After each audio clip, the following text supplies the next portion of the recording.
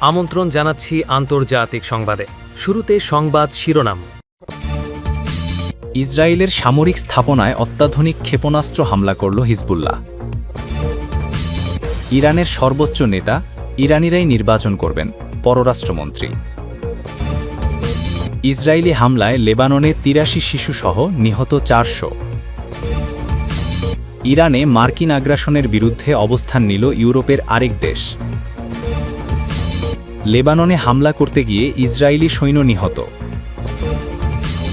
ভয়াবহ হামলায় একদিনে ইউক্রেনের ১২৫৫ সেনা নিহত।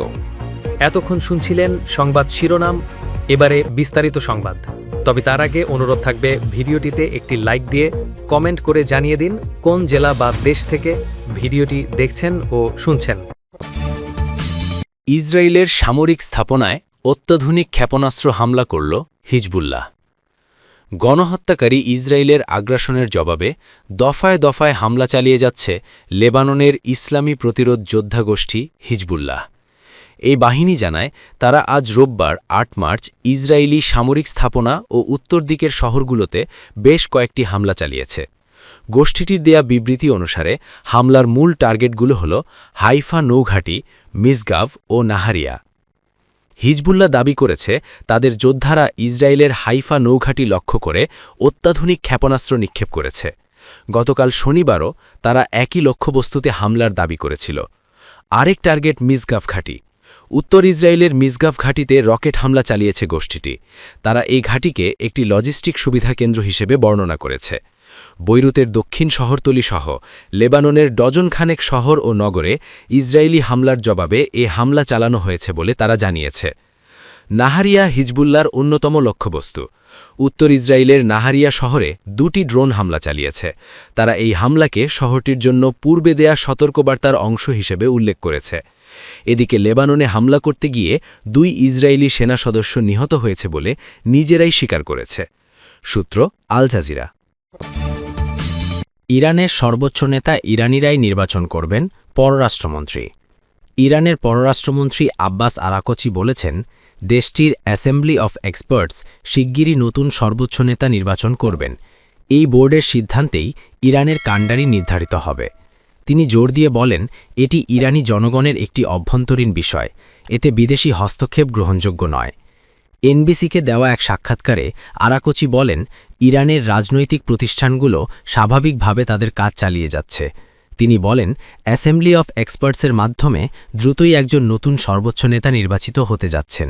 তিনি আরও বলেন, প্রেসিডেন্ট, মন্ত্রিসভা এবং পার্লামেন্ট সবাই তাদের দায়িত্ব পালন করে যাচ্ছেন।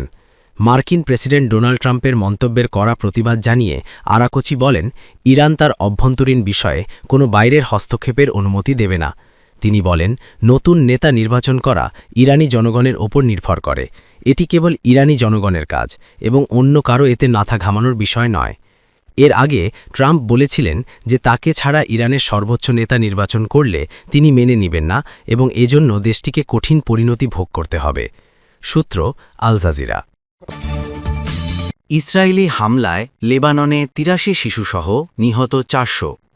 গণহত্যাকারী ইসরায়েলের হামলায় ধ্বংসস্তূপে পরিণত হচ্ছে প্রতিবেশী লেবাননের গ্রামের পর গ্রাম। ইতোমধ্যে রাজধানী বৈরুত সহ একাধিক শহরের বহু ভবন বিধ্বস্ত হয়েছে। এতে সবচেয়ে বেশি ক্ষতিগ্রস্ত হচ্ছে বেসামরিক নাগরিক এবং স্থাপনা। এ পর্যন্ত ইসরায়েলি আগ্রাসনে ৮৩ শিশুসহ প্রায় ৪০০ মানুষ নিহত হয়েছে বলে জানিয়েছে লেবাননের স্বাস্থ্য মন্ত্রণালয়। সংবাদ সম্মেলনে মন্ত্রণালয় জানায়, নিহতের সংখ্যা বেড়ে অন্তত ৩৯৪ জনে দাঁড়িয়েছে। এর মধ্যে ৮৩টি শিশু আছে। প্রাণ হারানোর ব্যক্তিদের মধ্যে ৪২টি নারীও আছেন। এতে আরও বলা হয়েছে, অন্তত ১১৩০ জন আহত হয়েছেন। রোববার ৮ মার্চ সংবাদ সম্মেলনে লেবাননের স্বাস্থ্যমন্ত্রী রাকান নাসিরুদ্দিন এ তথ্য প্রকাশ করেছেন। সংবাদ সম্মেলনে আরও জানানো হয় যে, ইসরায়েলি হামলায় এখন পর্যন্ত ৯ উদ্ধারকর্মী নিহত হয়েছেন। এর আগে শনিবার পর্যন্ত নিহতের সংখ্যা ছিল ২৯৪ জন। মাত্র একদিনের ব্যবধানে ১০০ জন বেড়েছে। এদিকে গণহত্যাকারী ইসরায়েল ও তাদের সহযোগী যুক্তরাষ্ট্র গত ২৮ ফেব্রুয়ারি যৌথভাবে ইরানে হামলা চালায়। এরপর সংঘাত ছড়িয়ে পড়ে পুরো মধ্যপ্রাচ্যে। এ যুদ্ধ চলমান থাকাবস্থায় লেবাননে হামলা চালায় ইসরায়েল। এরপর থেকেই লেবাননের শিয়া সমর্থিত ইসলামী প্রতিরোধ যোদ্ধা গোষ্ঠী হিজবুল্লাহ ও ইসরায়েলি বাহিনীর মধ্যে হামলা পাল্টা হামলার ঘটনা ঘটছে। সূত্র আল জাজিরা। ইরানে মার্কিন আগ্রাসনের বিরুদ্ধে অবস্থান নিল ইউরোপের আরেক দেশ। গণহত্যাকারী ইসরায়েল ও তাদের সহযোগী যুক্তরাষ্ট্র যৌথভাবে ইরানে হামলা চালিয়ে পুরো মধ্যপ্রাচ্যে সহিংসতা ছড়িয়ে দিয়েছে। গত ২৮ ফেব্রুয়ারি শুরু হওয়া এ আগ্রাসনের কঠোর জবাব দিচ্ছে তেহরান। একাই ১০টিরও বেশি দেশে প্রতিশোধমূলক হামলা চালানোর মাধ্যমে লড়ে যাচ্ছে বীর দর্পে। এরই মধ্যে এই আগ্রাসনের নিন্দা জানিয়েছে ইউরোপের আরেকটি দেশ। ইরানের ওপর হামলা চালিয়ে আন্তর্জাতিক আইন লঙ্ঘন করেছে যুক্তরাষ্ট্র ও ইসরায়েল বলে মন্তব্য করেছেন সুইজারল্যান্ডের প্রতিরক্ষামন্ত্রী মার্টিন ফিস্টার। আজ রোববার ৮ মার্চ প্রকাশিত সোনট্যাগস যৌতুক পত্রিকাকে দেওয়া সাক্ষাৎকারে ফিস্টার বলেন, সুইস ফেডারেল কাউন্সিল মনে করে ইরানের ওপর এই হামলা আন্তর্জাতিক আইনের পরিপন্থী। সুইস মন্ত্রিসভার বরাত দিয়ে তিনি আরও বলেন, আমাদের দৃষ্টিতে এটি সহিংসতার নিষেধাজ্ঞার একটি লঙ্ঘন। তিনি বেসামরিক জনগণকে রক্ষা করতে সংশ্লিষ্ট সকল পক্ষকে যুদ্ধবন্ধের আহ্বান জানান। ফিস্টার স্পষ্ট করেন যে তিনি সেই সব দেশগুলোর কথা বলছেন যারা সহিংসতার নিষেধাজ্ঞা মেনে চলছে না, যার মধ্যে যুক্তরাষ্ট্র ও ইসরায়েলও আছে। তিনি বলেন, আমেরিকান ও ইসরায়েলিরা আকাশপথে ইরানে হামলা চালিয়েছে। এর মাধ্যমে তারা আন্তর্জাতিক আইন লঙ্ঘন করেছে, যা অনুসরণ করেছে ইরানও। তার এই মন্তব্য জার্মান ভাইস চ্যান্সেলর ও অর্থমন্ত্রী লার্স ক্লিংগেবেলের বক্তব্যেরই প্রতিধ্বনি। ক্লিংগেবেল আর&ডি সংবাদ নেটওয়ার্ককে বলেছিলেন যে এই যুদ্ধ আন্তর্জাতিক আইনের অধীনে বৈধ কিনা তা নিয়ে আমার গুরুতর সন্দেহ আছে। ক্লিংগেবেল আরও সতর্ক করেন, আমরা এমন এক বিশ্বের দিকে ক্রমশ ধাবিত হচ্ছি যেখানে আর কোনো নিয়ম অবশিষ্ট থাকবে না। এটি একটি বড় বিপদ। আমরা এমন এক পৃথিবীতে বাস করতে চাই না যেখানে শুধুমাত্র জোরজার মুলুক তার নীতি কার্যকর হবে। এদিকে স্পেনও ইরানের ওপর মার্কিন ও ইসরায়েলি বোমাবর্ষণকে হঠকারী এবং অবৈধ হিসাবে নিন্দা জানিয়েছে। লেবাননে হামলা করতে গিয়ে ইসরায়েলি সৈন্য নিহত। লেবাননে হামলা করতে গিয়ে এক ইসরায়েলি সৈন্য নিহত হয়েছে বলে ইহুদিবাদী বাহিনী স্বীকার করেছে। আজ রোববার ৮ মার্চ ইসরায়েলি প্রতিরক্ষা বাহিনী আইডিএফ জানায় দক্ষিণ লেবাননে তাদের একজন সেনা সদস্য নিহত হয়েছে। সেনাবাহিনী আরও জানায় নিহত সেনা কর্মকর্তার নাম মাহের খাতার ৩৮ বছর। তিনি ইসরায়েল দখল করা গোলান মালভূমির মাজদাল শামস এলাকার বাসিন্দা ছিলেন।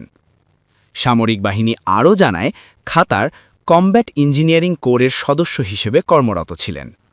এর আগে রোববার লেবাননের স্বাস্থ্য মন্ত্রণালয় জানায় দেশটিতে ইসরায়েলি আগ্রাসনে এ পর্যন্ত ৮৩ শিশুসহ প্রায় ৪০০ মানুষ নিহত হয়েছে। সংবাদ সম্মেলনে মন্ত্রণালয় জানায় নিহতের সংখ্যা বেড়ে অন্তত ৩৯৪ জনে দাঁড়িয়েছে।